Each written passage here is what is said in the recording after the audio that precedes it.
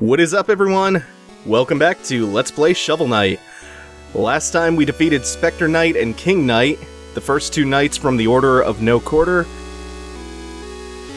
And for defeating them, we get this little bonus round here, and an extra chest at the end. So it appears that Shovel Knight is having a dream about his beloved Shield Knight falling from a great distance, and the goal of this bonus round is to save her from a falling death.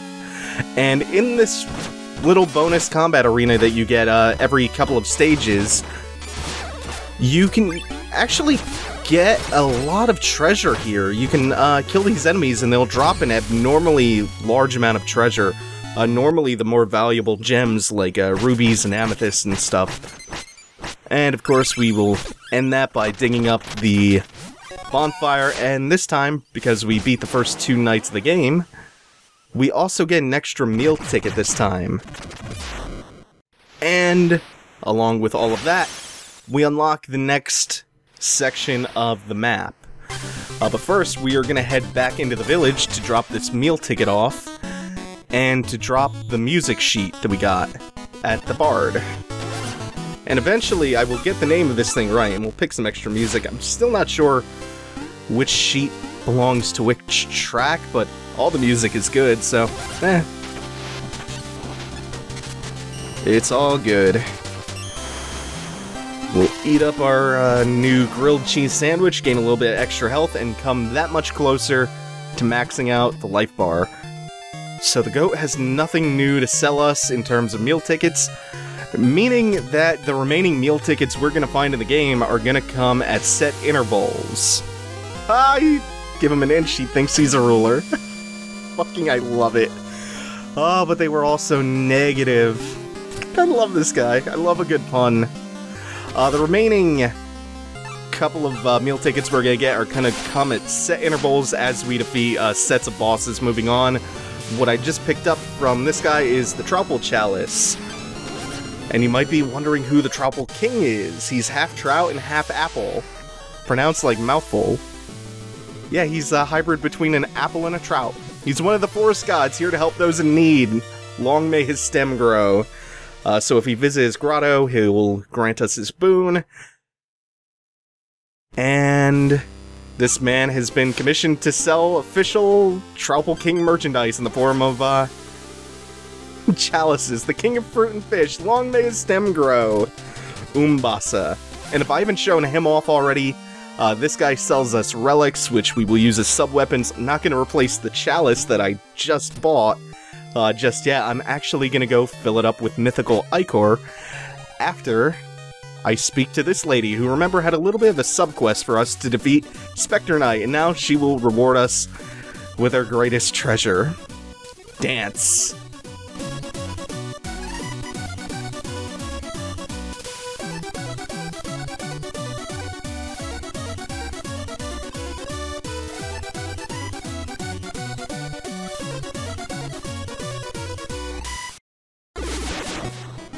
That's wonderful. I love that. God, it's so good.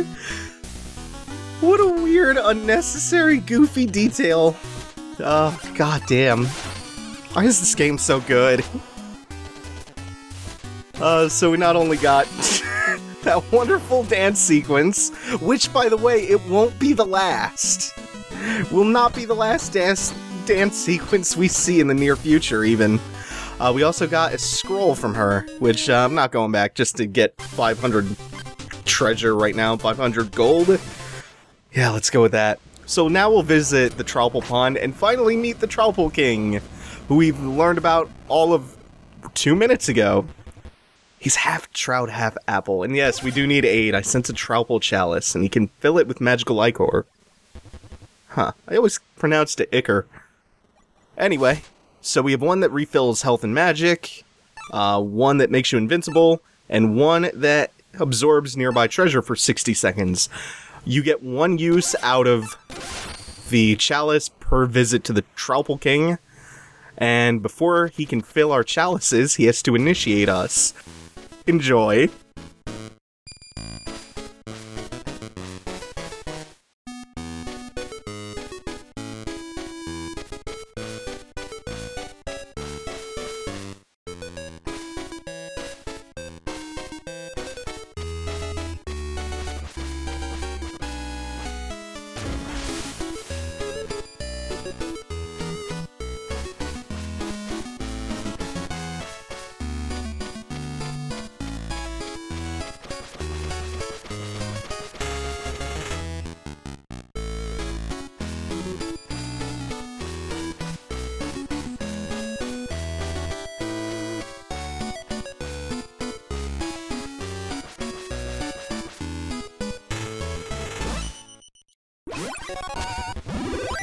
Oh god, that was the most delightful thing ever.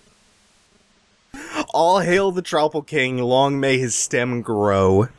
I am gonna run that one into the ground. Oh man. Oh shit, I love that. I like to believe, like, the narrative that I invent in my head about this is that, I like to believe that Yacht Club delayed the game a couple months back when it was originally supposed to come out at the end of March. I like to believe that they delayed it just to perfect the choreography in that sequence there. That is fucking wonderful. Oh, man. So anyway, we have to move on from the joy of the Troupple King's initiation dance sequence and come in here to Plague Knight's room, Plague Knight's lair, where we're gonna get introduced to something. We're already in the process of being introduced to it that I've slightly mixed feelings about, and it's these green rat enemies. It's not specifically them, but remember, we've already encountered similar enemies in King Knight's lair in Pridemore Keep. Except those were adorable little rats flying around and helicopter propellers. And these are plague-infected green rats who only explode and they don't fly. Noticeably less adorable.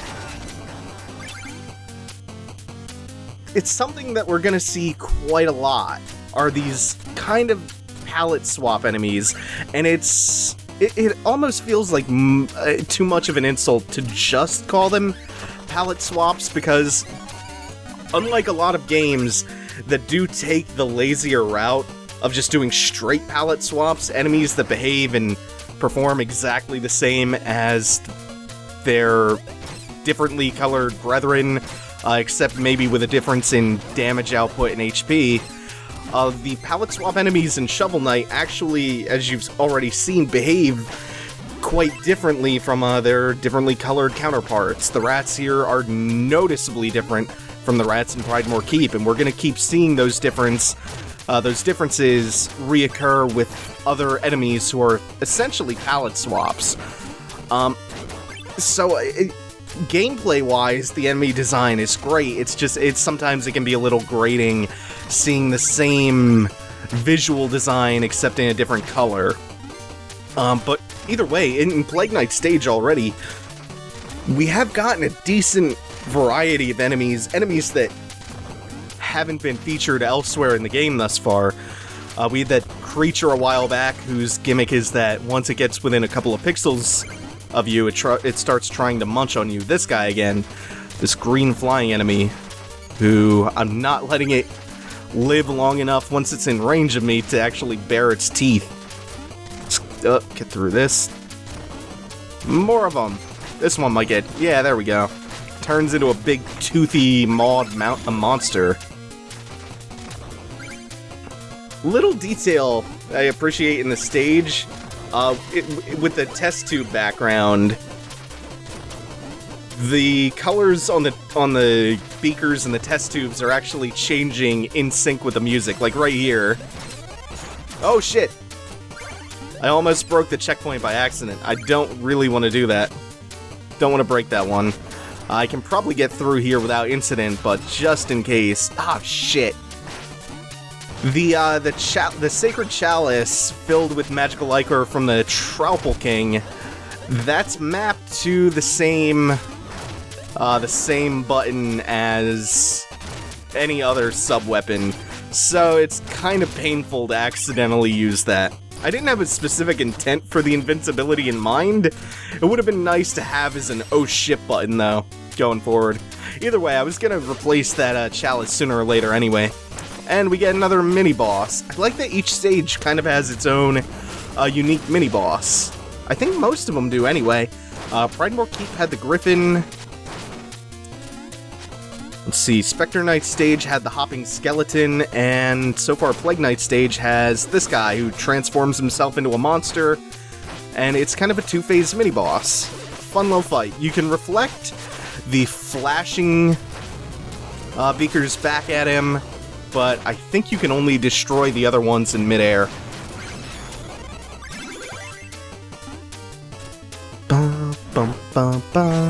God, I really like this theme.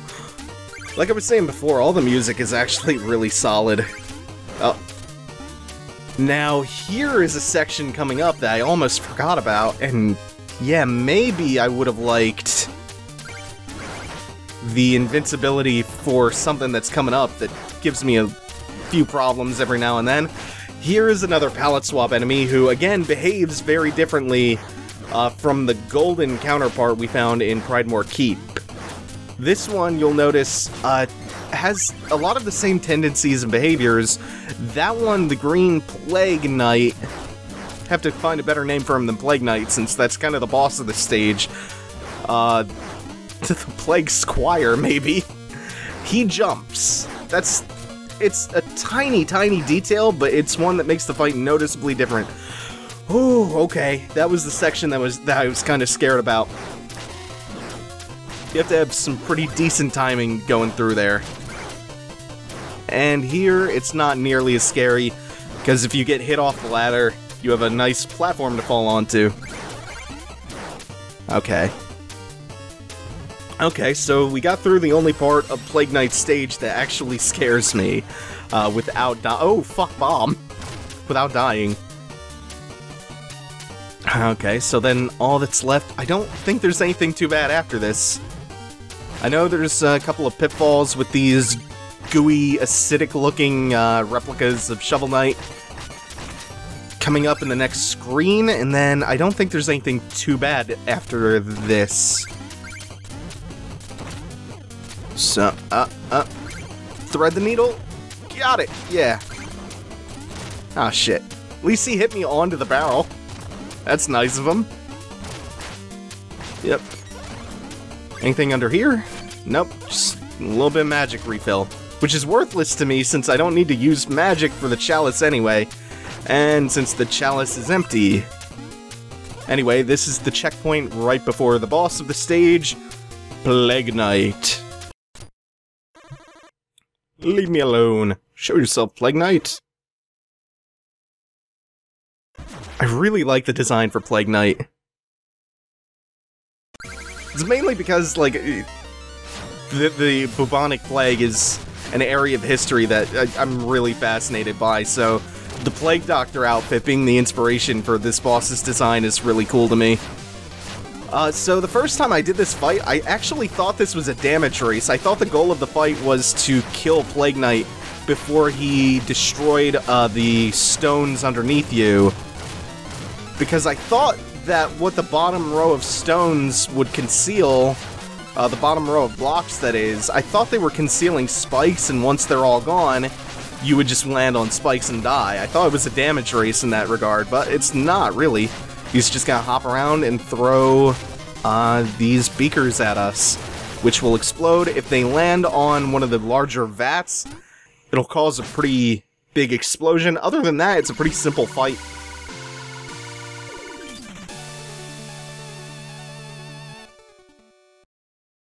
But going forward, the boss fights are going to start getting a little bit more complex, a little bit more interesting.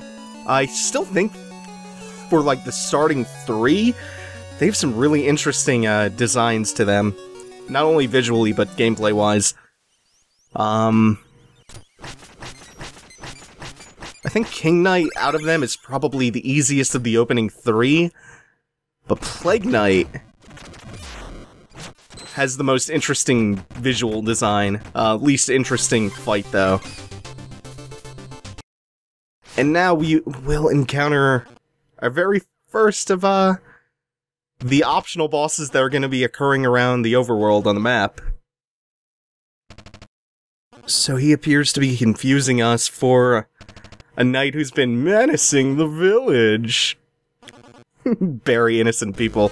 Yup, I'm Triple H, alright. Okay, so he's gonna start off throwing his blades, and his his behavior is actually pretty simple to deal with. Whenever he does not have his blades in hand, both of them, while they're traveling around the arena, if you're close to him, he'll attempt to dive kick you, The angle is very, very predictable, which makes him super easy to hit and to avoid. His goddamn boomerang blades are a little bit tougher to avoid. These flames will take about a shovel hit each, and then they just disappear, and the fight remains relatively the same even as he enters low health. Oh. It's like a toss-up whether or not I'm actually gonna avoid the blades. But that's it for the mini-boss. Not even really a mini-boss, he's a fully fledged boss. Just an optional one. One of a couple that I think is gonna make it into this episode. Ah, I'm no villain? Well, why didn't you say so? I love it. It's like, just try to murder him first, then ask if he's an ally later. And he just fucks off. Gives us a scroll to give to the bard, and leaves. That's it. Last we're gonna be seeing of him for a bit. Actually, I don't even remember if he pops up later. This is another little cool thing. Once you've beaten a stage, you can sometimes enter it for additional treasure after a little bit. I don't know if this is unique to Pridemore, actually. Can't remember if there are other stages that do this. But once you re-enter the stage, things change pretty drastically. It's not the same level design as before. It's just a short little bonus level, basically. So this one is an auto-scroller. Again, I can't remember if this comes up again later, if they do this gimmick again. This time we have the gimmick from Spectre Knight's stage, these bushes that float in midair once you hit them. That's the end of the stage. Easy way to collect a little bit of treasure. Not too treacherous at all. Let's see. Yeah, let's head back to the village. I have, what, 9,700 gold. And I think I have at least 1,000 in scrolls, 1,500, and 3 scrolls to hand in to him. So now we can actually shop around and get a few things. Oh, right, he's out of meal tickets, so...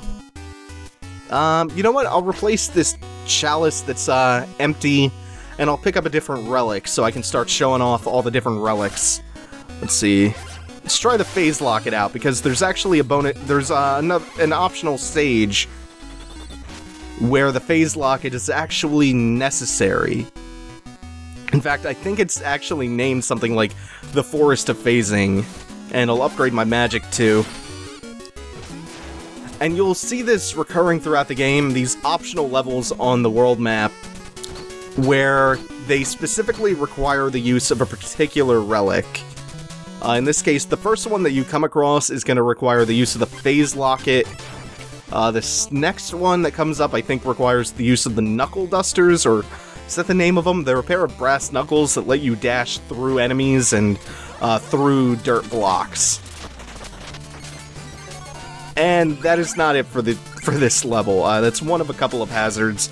This is only a couple of screens long, but it's there to give you a feel for each individual relic and to encourage you to use a variety of items. So I'll pop it again. Yeah, a couple of seconds of invincibility out of it. I didn't feel safe making that jump for a second. I think what I want to do is I want to pop it again in midair here to renew the invincibility. Yeah. Oh shit, right. Should have just down shoveled him. Yeah, I'm not even gonna bother trying to get through here without using the item. I have enough magic to use it indefinitely anyway. And they always give you more magic in the end of a screen just to let you renew the use of your items, your relic. And we get... Oh, damn. I should have... I didn't have it when I went back to the village, actually. I was gonna say, I should have just done that and then hopped back to the village to give him the scroll. But... yeah, couldn't have done that. So we'll get another 500. Oh, went too far. Yeah. Let's get that extra 500.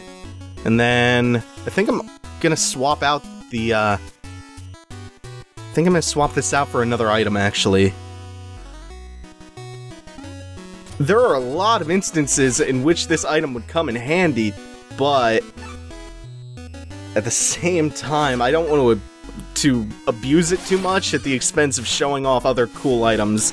What this one does is it bounces a sphere of green goo, let's say, around the screen. It'll bounce around a couple of times and ricochet.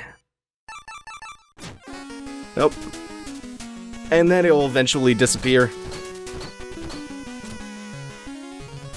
And it's good for just a little bit of damage on enemies where you can predict their horizontal movement. But now that this section of the map is unlocked, we can come into yet another outpost, another town. Before I go after that scroll and the very obvious ladder suspended in midair, let's talk to... Let's talk to him first. He's actually grumpy, so let's try and cheer him up. Why would they just leave the catapult unattended? The operator was out to launch! Again, I do appreciate a good pun. This is Mr. Hat, and he owns the hat store. And all of these fine patrons here, they've either forgotten their wallet or they're a little bit short on money, so we're gonna give each of these 3 people 1,000 gold. You know how in a lot of games you have a quest that's usually like, give me money in exchange for an ambiguous, unnamed reward. But it's such a reliable trope that you don't even question it, you just give them money because of course you're gonna get something worthwhile out of it. All of them, they just take 1,000 gold each and they just leave, give you no reward. But by giving all of them 1,000 gold to complete their purchase or steal from you, it triggers another optional boss fight against Mr. Hat, who's fucking awesome! Mr. Hat is kind of like a stance character. His abilities change depending on which hat he's wearing. I think he's switching over. Yeah! Oh, it's such a cool little fight, too. So I don't know if he has other attacks or other hats than these two. The two they switching back and forth between right now. I haven't ever seen him do anything else. Nonetheless, really cool fight. Kinda went just completely reckless there and burned him down. That is one of the drawbacks to making it so easy to access meal tickets in the early game, is you wind up with so much, way too much health, and you wind up just being able to burn things down rather recklessly. But then again, that's what my playstyle is all about, usually. Oh, that King Knight. Ba ba ba. Yeah, I bet you would rather be with me. Sarah Jessica Parker's back, and if we come up here, we get to the Armorer. This is the Aerial Anvil. So there's a bunch of armor sets that you can get. One that is useless, apparently. I haven't tried it out. One which maintains your momentum, but it stops you from being hit out of it stops you from being staggered and moved when you're hit. You drop half as much gold when you fall. Stuff that's kind of useful. The Dynamo armor, the silver one, is what I really want though, because when you do 2 of those pogo attacks in a row, when you land 2 in a row, it allows you to get a charge attack off, and a charge attack deals double damage. I can't buy any shovel upgrades, any attack upgrades yet. I don't know if this is like a co-op thing for later use, the guy with the horn, but that's gonna do it for now.